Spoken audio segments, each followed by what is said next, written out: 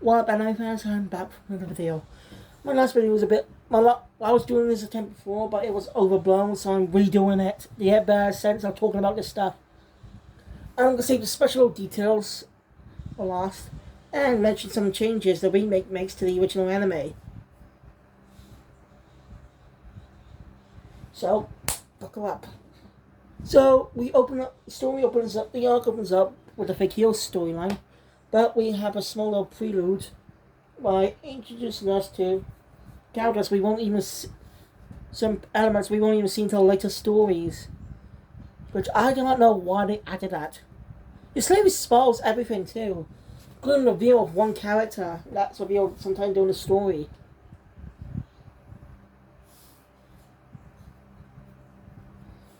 Anyway, after that little sequence, I like the reboot's opening. I like the two songs they use in the series. Alright, the first one of the first opening is also since the ending. I can tell. Alright, I don't think it's on YouTube, but it is an opening that it's open in is the translation of the opening, by the way, or it's not an English cover either. But I'll talk about that later. So this video is to get more overblown again. I want to probably talk about it. So, after that, we're introduced to our protagonist, Dai. He grew up on this island, raised by a monster named Brass, who's a mage. All the monsters on the island served under the evil Dark Lord. But after he was defeated by the mysterious hero, peace returned. Everyone returned back to normal. Need a peaceful life. Dai was found on the island. Swung up to the island when he was just a baby. Interesting enough, as I said, the little sequence before the opening that was not in the manga or the original anime even shows us a glimpse of a character we won't see till much later in the story. Till midway through the second arc. I think it was part 2 or part 3. Or was it the third arc he appeared in? I don't know. Can't remember exactly. Mostly the conclusion to the second arc. And we don't even learn about his story until the arc last time it was adapted in the 1991 anime. By the way, I had a change of plans obviously when I was doing this, because I only reviewed the first arc of the same arc in the manga as well recently. And I mistakenly called it the Gathering arc. It was actually the Birth arc I'm reviewing, so I was a big mistake if you check my review out on that. Shame people don't really watch my manga videos much. You know, I know I'm not that interested, but I thought people would be intrigued how I thought about this stuff. Alright, I plan to get to the Hunter x Hunter manga as well as soon as I've done the anime. I can get to the arcs that weren't adapted yet, like the Dark Continent arc that came after the 13th German election arc. I'll explain why I changed my plans with this in the first place, but my new plan is watch the reboot all the way up to the Clash arc, which is the last arc to be adapted in the 1991 anime, as I mentioned. Then continue reading the manga, and once I get past the Clash arc, I'll be able to know which part of the story ends and stuff. Or I have to find a new page about detailing the arcs in the anime. So.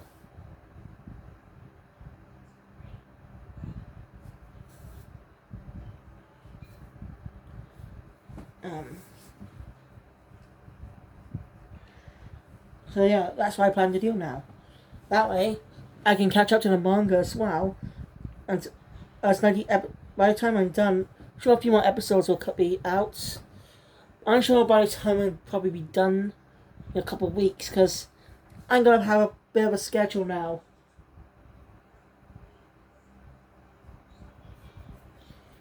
So, let me think. Depending on how long it is, by the way. So, Mondays will be Bleach. Tuesdays will be Naruto. Wednesday, I'll finish my Hunter x Hunter review, because the last arc's 12 episodes.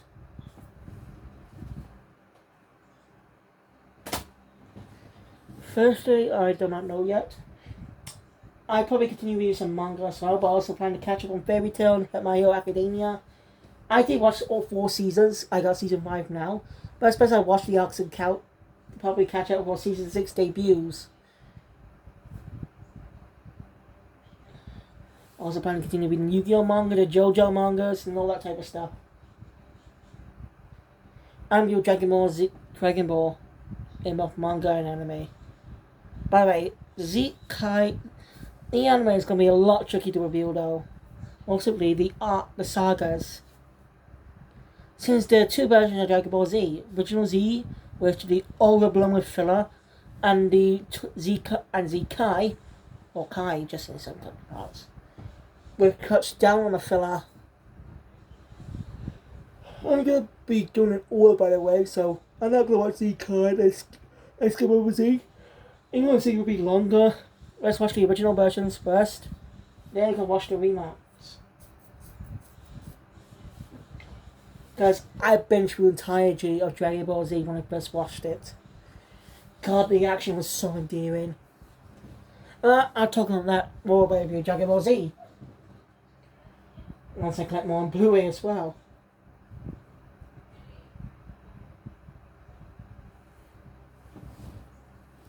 Anyway, I'll track again. Ow. Anyway, where was I again? Oh yes. So, yeah, So, years ago, we mentioned, a hero defeated the mysterious Dark Lord. The hero's name is known, but we don't find out who he is till later in the arc. So yeah. Anyway, after being able to use magic again, because for some reason Dai can't use magic, he ends up meeting a group of a hero and his companions, who are complete phonies, by the way. And managed to trick Dai into giving them finding Gome charm for them, because they're after the golden metallic slimes. Now, I mentioned this a couple of times, and this is a star review in the original anime. I never played a single Dragon Quest game in my life. I really wish I could play the classics, but that's going to be a tricky one to play classic RPGs with a turn-based system. I'm more of an action RPGist. And we could probably, since we get a Dragon Quest game coming out in the future, which I'm planning on going, because that'll be the first Dragon Quest game I ever play. Like, Dai, it makes sense though, because Dai's the first Dragon Quest how I got the Dragon Quest.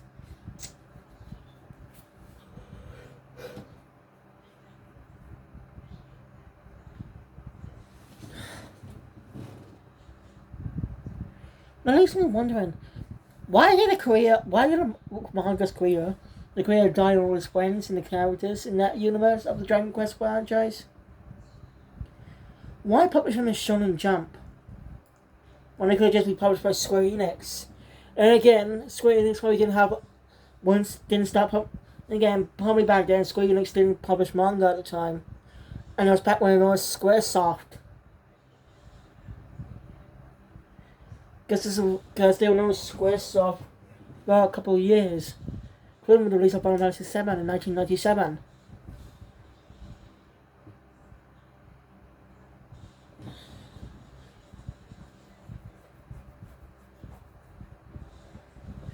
I don't know if they did the games for full or just the current owners. So if you are not that in, I should look up. You know, I should really look at the history of Dragon Quest now. Yeah, best do that. Or just look at the history of Final Fantasy. But again, so anyway.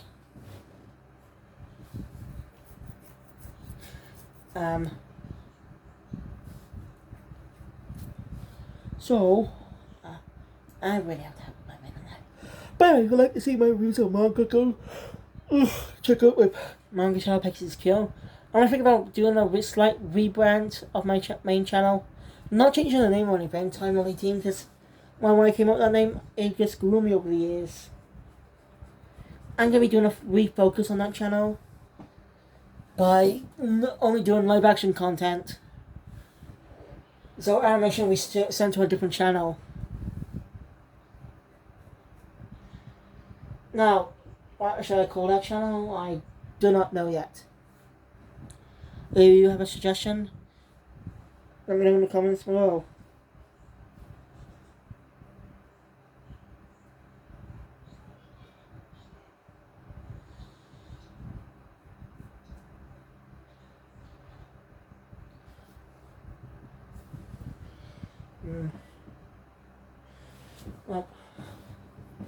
Well, I should name after a favorite after a series, something I like, and make a form of cartoons. Yeah, look, that's what I gotta do. Ah, fucking mouse. Anyway, I keep losing focus. I'm so sorry. I really have bad memory, and I'm really gonna smoke this easily. So, where was I?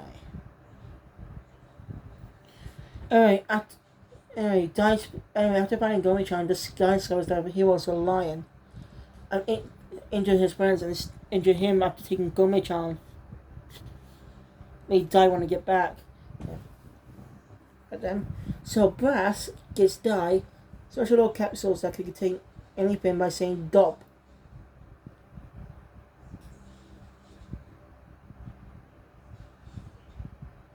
I like the Reboot's Japanese cast. I like Reboot Dai's voice.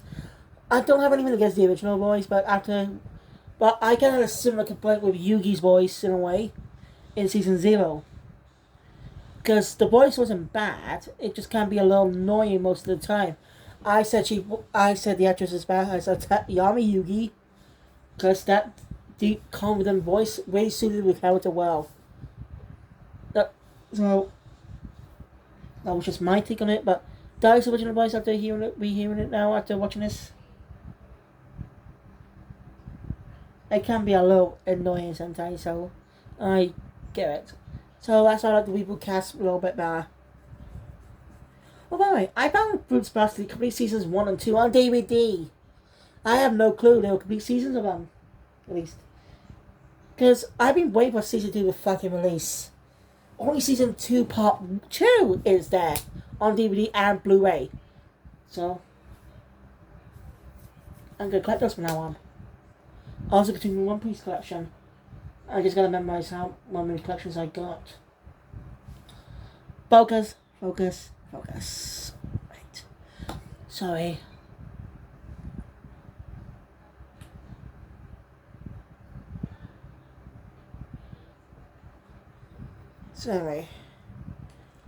So anyway, the fake heroes greet the kid on the boat. Yeah, I'm gonna get a bit of the changes and a little something I found out as well later after the review is done. So this video doesn't get overblown.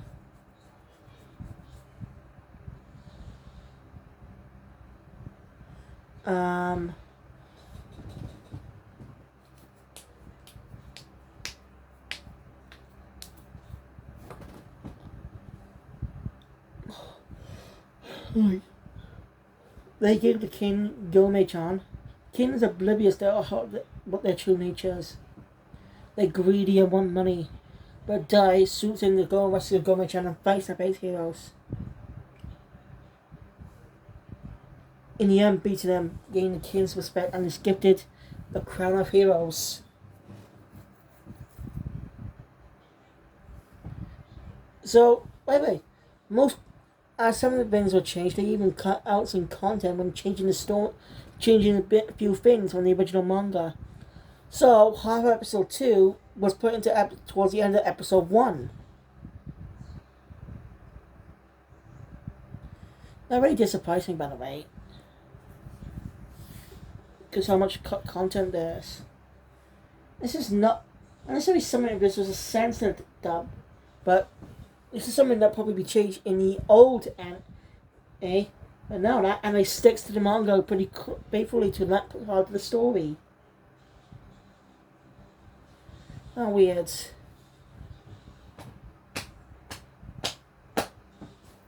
Sorry, got putting this ice and shoulder for some reason. Anyway,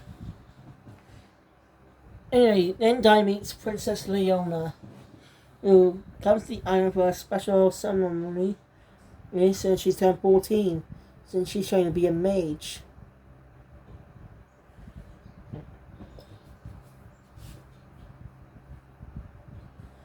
That's a whole story.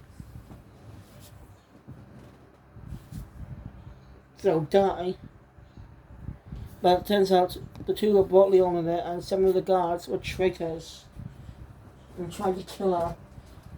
She even got poisoned, but Dai, of anger of what they'd done, and she has some type of power. Some type of crest appears on his forehead and he's able to do magic. But he can't do it without the crest, whatever the hell that was. We don't know what the power is, neither does Dai or Brass. But they did, but the end of that story with a filler scene with the introduction of two major characters that will shape Dai's destiny for the good, for the bad.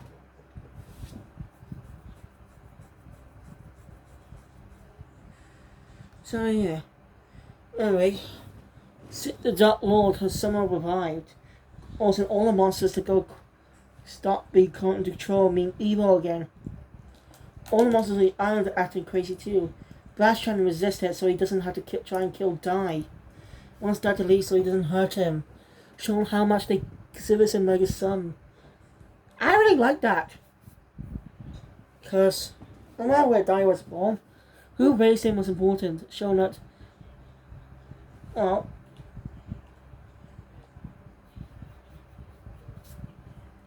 I really like the dynamic between Brass and Dai.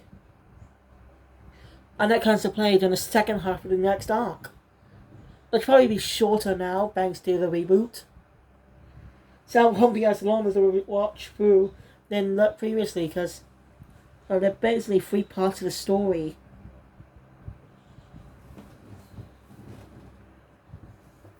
Anyway. Dai and Brass meet a man named Abon, who's a tutor for heroes, and his student Pop, who's training to be a mage.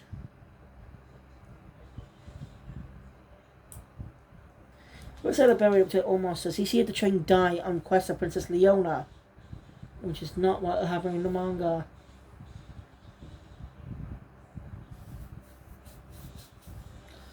So he believes Dai could do it in a couple of days since they don't have much time.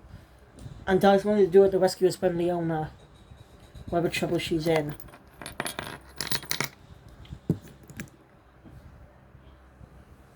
So, yeah, next episode, the hard time next episode, half the episode and next episode is entirely dedicated to training. With Dai's with Dai's biggest test is when Aaron uses a unique technique. Interesting technique. He turns into a dragon. I thought only the evil witch can do that. That's a joke, by the way, but because think about it, look at fucking Maleficent in Disney. She can turn into a fucking dragon for some reason,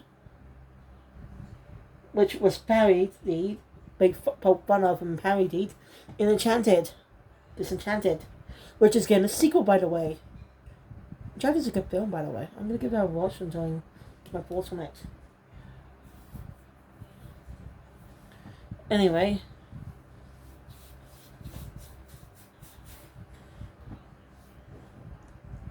and after Dai managed to finish his tech. By the way, there's barely any blood in this series. Like, you only see blood from the enemies. And when Amon gets injured, when he realizes his nose later, doesn't have any blood coming from it. It's just bruised for some reason, just red. That does not make any sense. Don't know if it's because of censorship laws and stuff. No, I doubt that. And again, Dragon Ball Super is playing it safe, not showing any blood. For some reason. But there's not a limitation on modern anime now.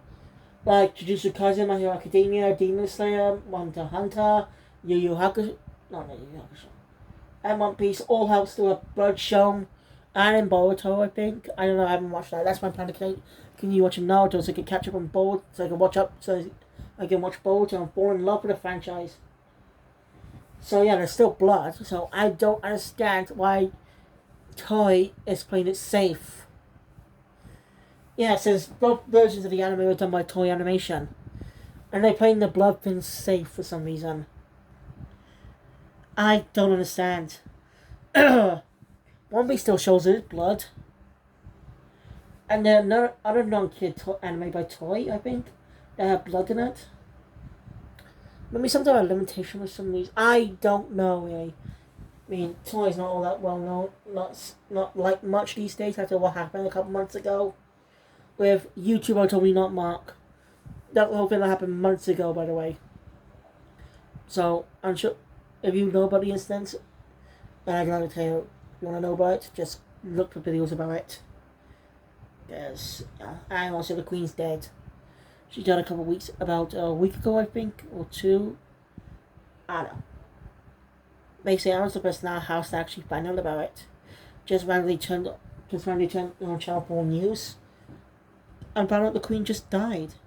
I mean, I was on TikTok earlier that day and she said she was pretty ill. So that just surprised me. And also we got a new show on All 4. Don't Help Me I'm Scared. So go watch that on all if you have an All 4 account. Or find it. It's just pretty good. I only seen for episode 1, plan to continue watching now.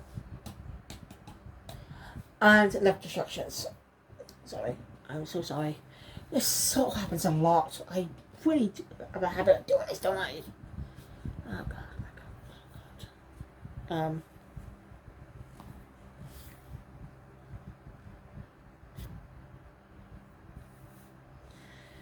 Anyway.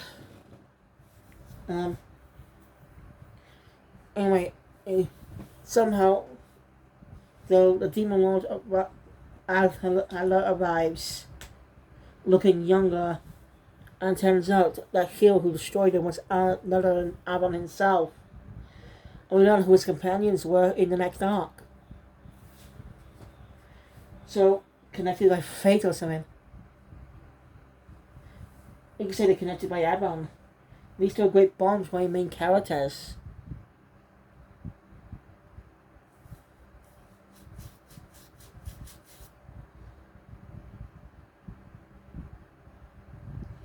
So, so Aban has to battle Hala, who's much stronger now, who's been revived with more power by the Dark King. Varan, I think his name was. Remain mysterious. We do see a glimpse of him, hear his voice, and some sees a bit of his minions at the start, for the prologue part, for that part I mentioned earlier. So yeah, Hitler freezes Dai, Pop, and Brass, and Gomichan, so he can place his power alone. Before he places that power, he graduates. Dai, Pop, and Pop managed to graduate. He knew he's gonna die. He sacrificed himself using a spell that will use his turn his life energy into a bomb. But Hitler survived. Everyone's sacrifice wasn't nothing.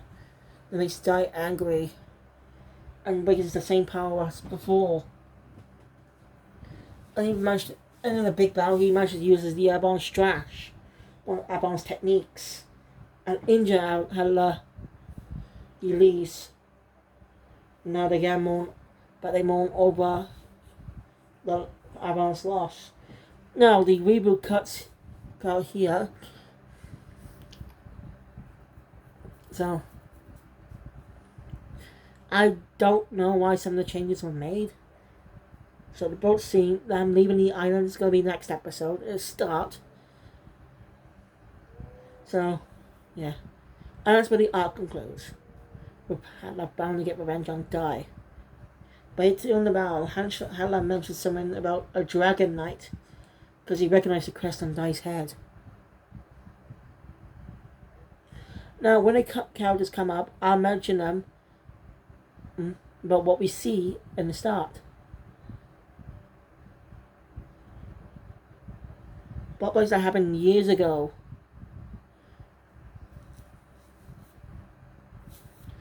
Now, let's go for the quick on the big changes I noticed on episode 1. The fake heroes.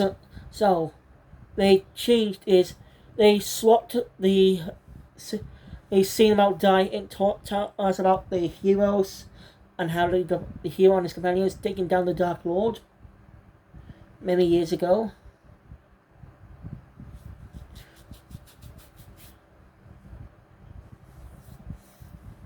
So,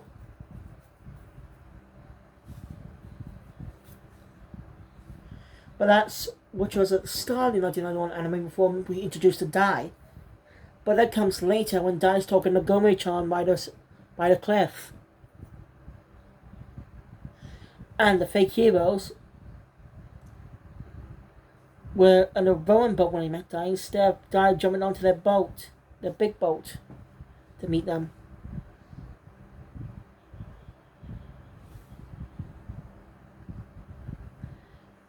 Is so another change. I think how Brass identifies them as big heroes. When he saw them the first time, he realized they weren't heroes just by the guy's luck. So that's a weird change there. That he only just noticed it after asking who they are. And well, they give Gomei-chan to the king on the boat, on the ship, instead of at the kingdom. And so most of the kingdom's content was cut, since they're not at the kingdom in this part of in this story. So the battle was slightly different to what happened in the manga and in the original anime. So I'm going to briefly go over what happened in those story. So basically, Dai arrives at the kingdom and sets a trap for and managed to capture one of the big hero's companions, the female, who was the greediest, and torture her with tickling. So he can learn the weaknesses and uses that to his advantage when he arrives at the party that night to rescue Gomei-chan. So yeah, and also Brass was not there in the original, but was added in the reboot. That's odd. And then not much changes from Leo on the introduction of Leona and Abon stories. Just added some extra scenes.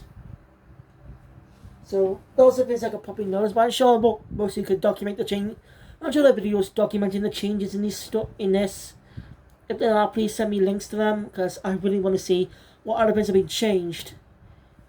And before I kick off this video, before I finish, I want to mention something. Dragon Quest this anime actually has an English dub. And no, it's not by Funimation or any of the other dubbing companies like Viz and stuff.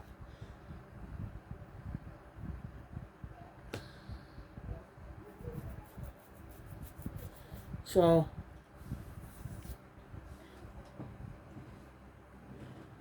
this dub was done by Ocean Productions, the same studio well known for dubbing Dragon Ball Z back in the late 90s.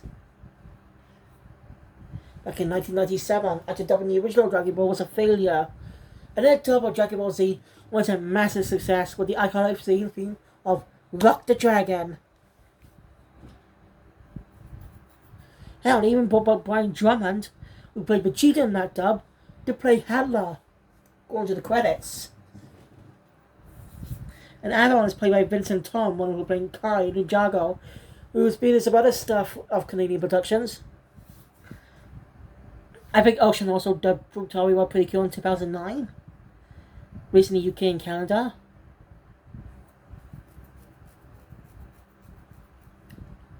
Or it could have been done by Blue Water Studios, I can't remember.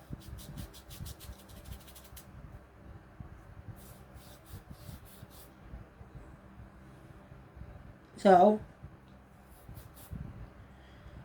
Shane Kirby-Mao passed away. He was a well-liked actor. He passed away the same year the anime came out. Also, the English dub, the opening for the dub is basically the same as the Japanese opening, but with English lyrics instead, and English credits. Even dubbed the ending too. That's pretty cool. Unlike the Monster Hunter English dub, then again that was dubbed by Funimation. And something that surprised me is that they didn't change the opening, as I said.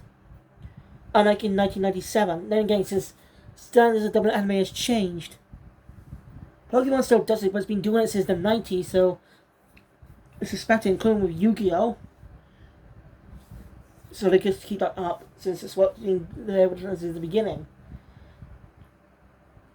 And other English dub anime for kids still change the openings, like Beyblade Burst, which the English dub voice of Dai actually played Volt and his siblings for 2 seasons.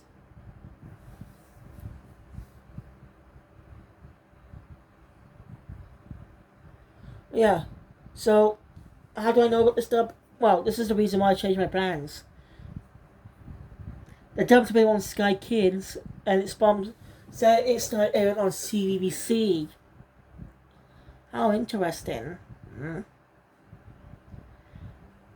So CBBC started picking up more anime now.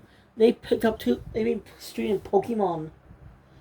Like, they picked up Pokemon Diamond and Pearl and Pokemon Sun and Moon. I think they did Black and White XY as well, but not sure. Chosen to only aired the original Pokemon anime a few times. I only aired half the season.